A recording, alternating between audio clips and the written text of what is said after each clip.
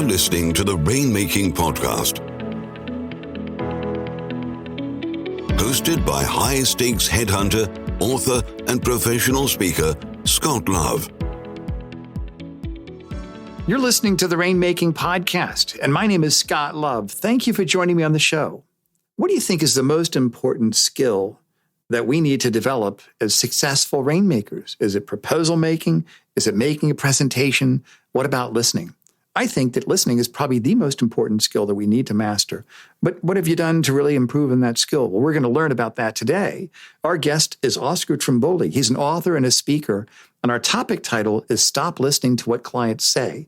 Now, he wrote a book, and he's going to talk about that. His podcast is called Deep Listening, and he's a sought-after keynote speaker. I put his link to his site and a listening quiz on the show notes. I put his link to his LinkedIn profile. So make sure you connect with him. Just go to wherever you hear the podcast and look at the show notes, and you'll be able to get that right away. Thanks for listening to the show. As always, this podcast is sponsored by Leopard Solutions, legal intelligence suite of products, Firmscape, and Leopard BI. Push ahead of the pack with the power of Leopard. And now here's my conversation with Oscar Trimboli. Thanks for listening. Hey, this is Scott Love with the Rainmaking Podcast. Our special guest today is Oscar Trimboli, and our topic title is Stop Listening to What Clients Say. Oscar, thanks for joining me on the show today. G'day, Scott. Really looking forward to listening to your questions. Absolutely, and I'm forward to hearing your answers. And I like the topic title of Stop Listening to What Clients Say. Now, that gets my attention because I thought I should listen to what my clients say. Why do you say this, Oscar? Let's start with why do we have this as our topic title today? What do you mean by that exactly? Most people don't know the simple science of listening. And to understand the science of listening, you need to know the speaking speed and thinking speed of the person you're listening to. Okay. So think of this very simple piece of maths. I speak at about 125 to 150 words a minute, yet I can think at 900 words per minute. That means in 1 minute, I'm saying 14% of what I'm thinking and what I actually mean. Right. So if all you do is engage with this person you're speaking to, your client, about what they're talking about, you're only getting 14% of the political landscape, the buying cycle. You're only getting a very small slice of what people mean. So my invitation is very simple. Stop just listening to what people say. Start to notice what they haven't said. And in our research of 28,000 workplace listeners, this is one thing that really distinguishes good rainmakers from great rainmakers, is their ability to listen beyond the words. And so when you say listen beyond the words, what does that mean? And kind of give me an example of how we can apply that. Yeah. So 2015, I was working with an advertising agency, and they had a very frustrating relationship with a client. And their client was the chief marketing officer, very complex organization. They'd had a working relationship with them for about 3 years. And the kind of work they were doing with them was important work, but it was unprofitable. They would take a brief, they would bring it back to the team would do great work on it, and then the client would come back and go, oh, no, we need to change this. And it got to the point where there was friction in the relationship. And what I invited them to do is the next time they spoke to this client is just simply ask this question: what will make this a good conversation? That's interesting. Rather than what would make this a good conversation for you. So one of the things we're not conscious of in communication is, even if there's only 2 people in the conversations, there's 3 entities present. The third is always the dialogue, the discussion, the conversation. And great, skillful rainmakers will lead the conversation rather than exclusively leading the client through the process they're going through. So we think of that as an entity then. Is that correct? Is that what you're saying? Yeah. So this third thing is present in every kind of dialogue, which means you can have a great relationship with a client, but you can have a really unproductive conversation. Right. Now, if you've got a great relationship, ideally, that should be a leading indicator to a great conversation. But if you ask this question, I invited them to ask the chief marketing officer this question before the meeting. They didn't feel comfortable, so they asked it at the beginning of the meeting, and the client literally ignored what they said. Now, this was in a group context, so they got me back in. I said, Oscar, that landed like a bomb. That was terrible, awful advice. I said, the advice was to do it in a one-on-one conversation, not in a group setting, because there's not a lot of safety for somebody if you change the process. Right. So my first insight, even my clients don't listen to the advice I provide them, even though I'm an expert on listening. So next time, the agency CEO went and met with the chief marketing officer one-on-one and said, what will make this a good conversation? Now, you've got to remember the typical conversation is about the brand and advertising and all kinds of things like that. What the chief marketing officer said next shocked the CEO. She said to the CEO, what will make this a great conversation is to get me the hell out of here. This is the most toxic work environment I've ever been in. Wow. And the CEO stepped back, thought, and said, I'm going to work with a couple of my trusted colleagues. I appreciate you've told me this. We're going to come back with a plan. Obviously, it's not something we can turn around immediately. Now, as an advertising agency, it's not your job to get somebody the hell out of there because it's a toxic work environment. But that was the barrier to profitable business. All they've been listening for in the past was, how do we get the next order? How do we get the next order? But each order was subsequently less profitable. What happened 12 months later? They worked with the client to create an award-winning campaign, and that award created enough publicity for the chief marketing officer to get a role in an organization they wanted because a recruiter noticed them through this award. What happened next was the most interesting part.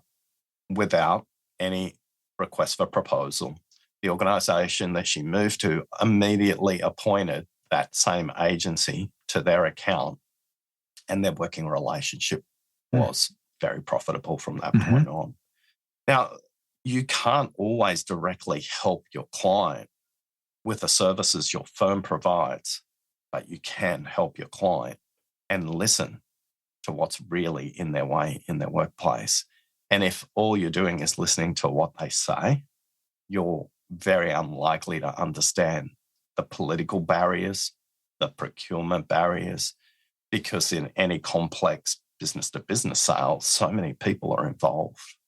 So that's a simple example of how one of my clients, with a simple change in what would make this a good conversation, and that question, by the way, can be a compass setting through the conversation. If the client goes down a rabbit hole, the client tells a story that's too long, you can check in every 15 minutes and simply ask, Scott, at the beginning of our conversation, you said this would make it a good conversation. How are we going?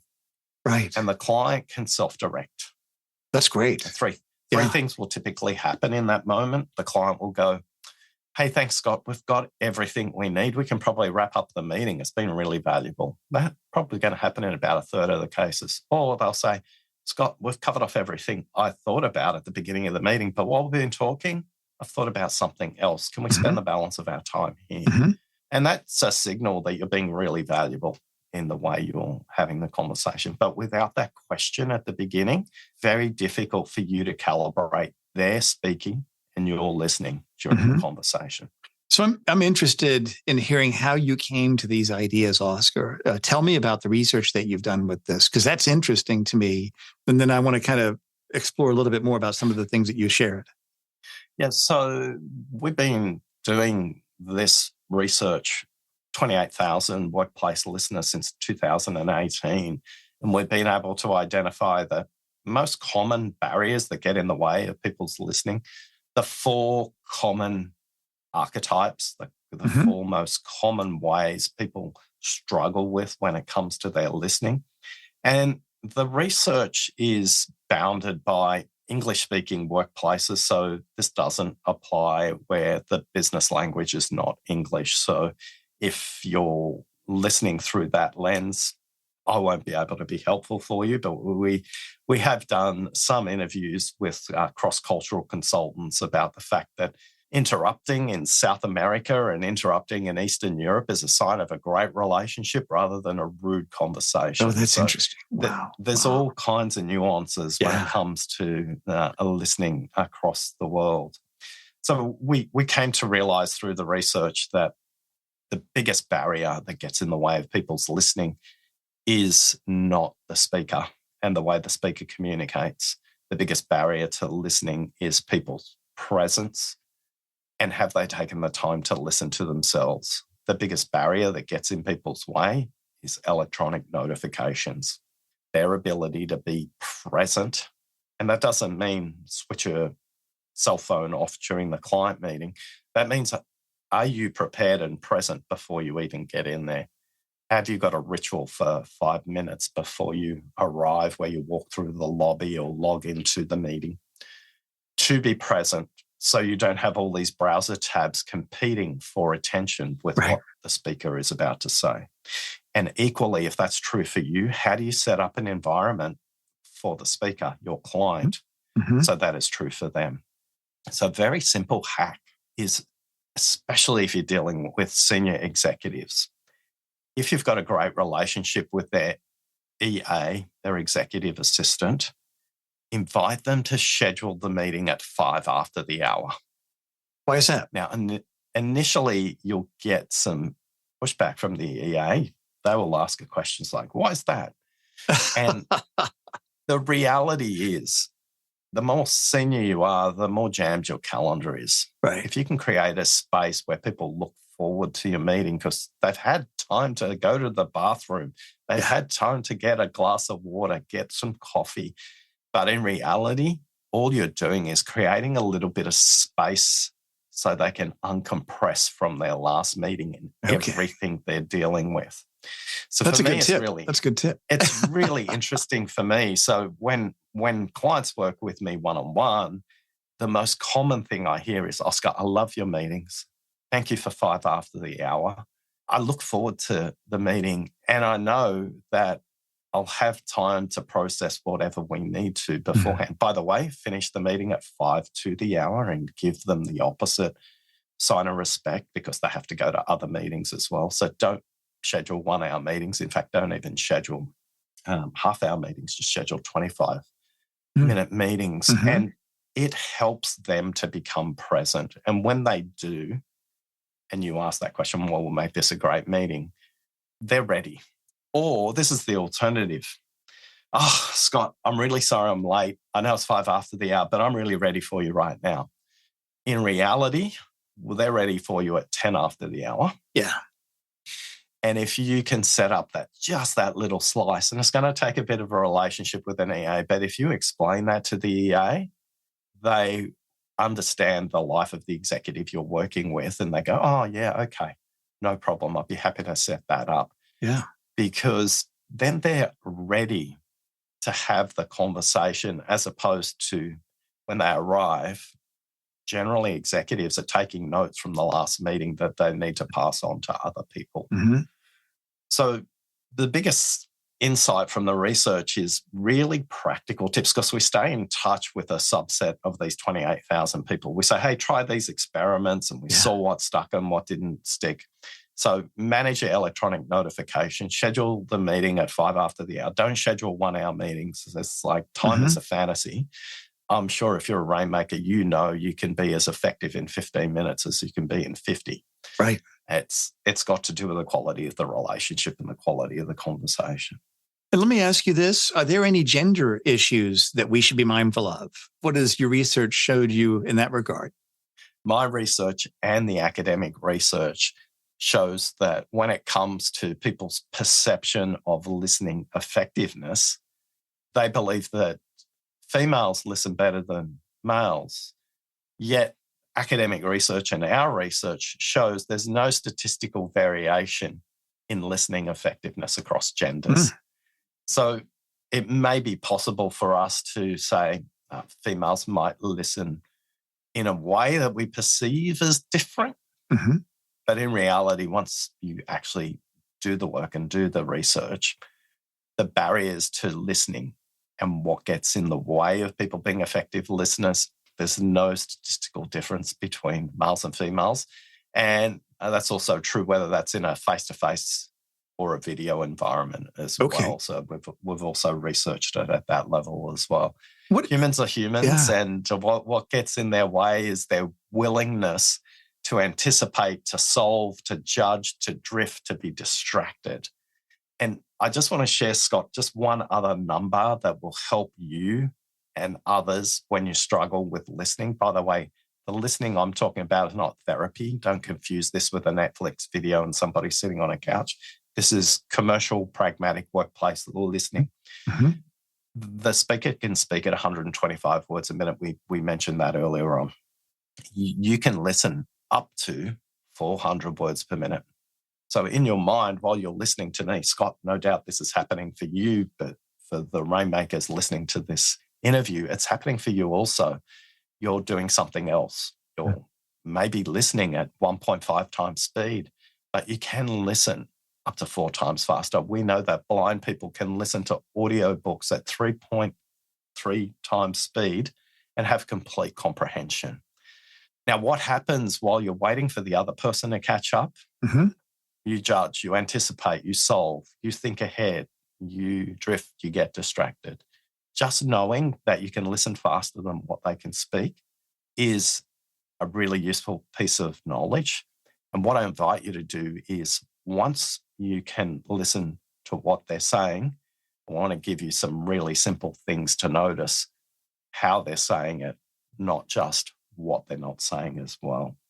So, Oscar, in terms of generational differences, have you noticed anything in that regard when we're speaking to people among any of the many generations in the workplace right now? Yeah, so our data tells us that interruption increases with age in the workforce. So the older you are, the more likely you are to interrupt.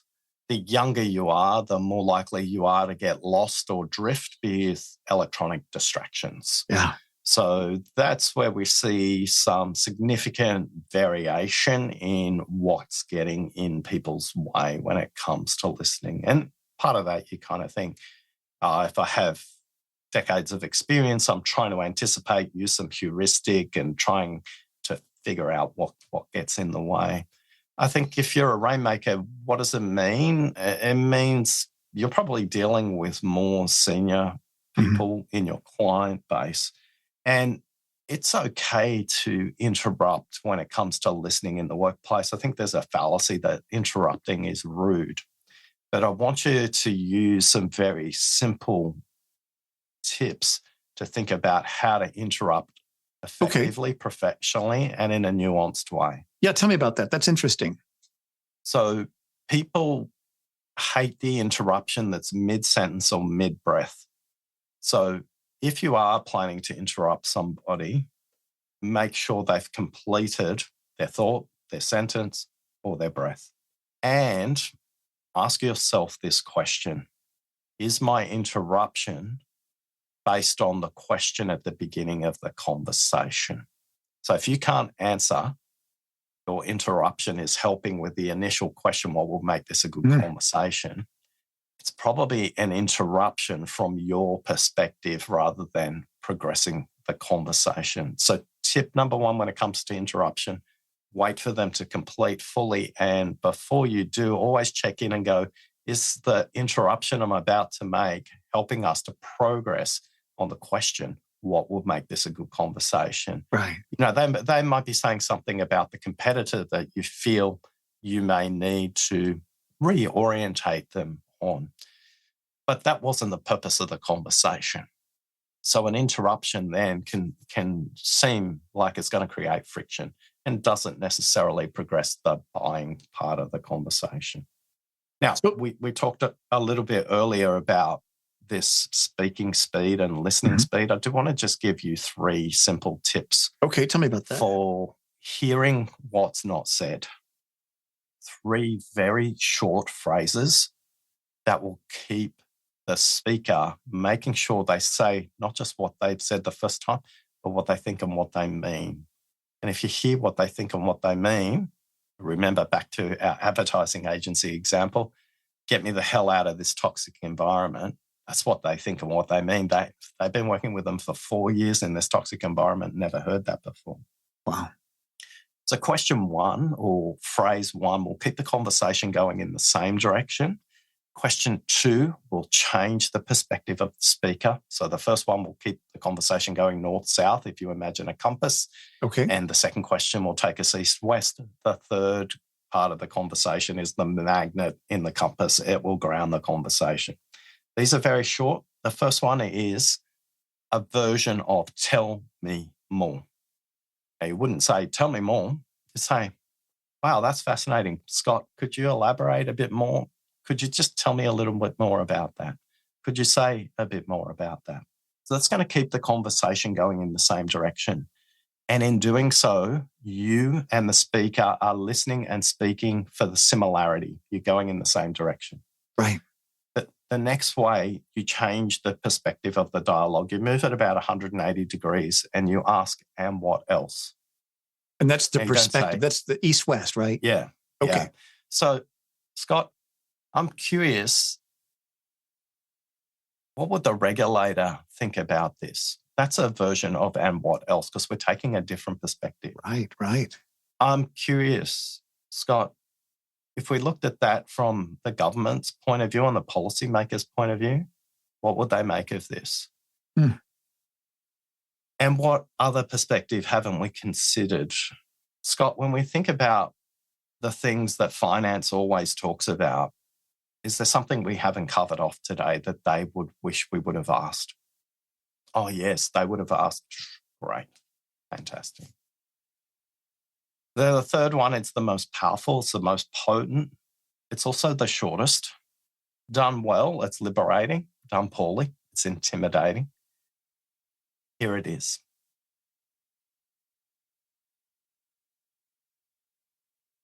Silence.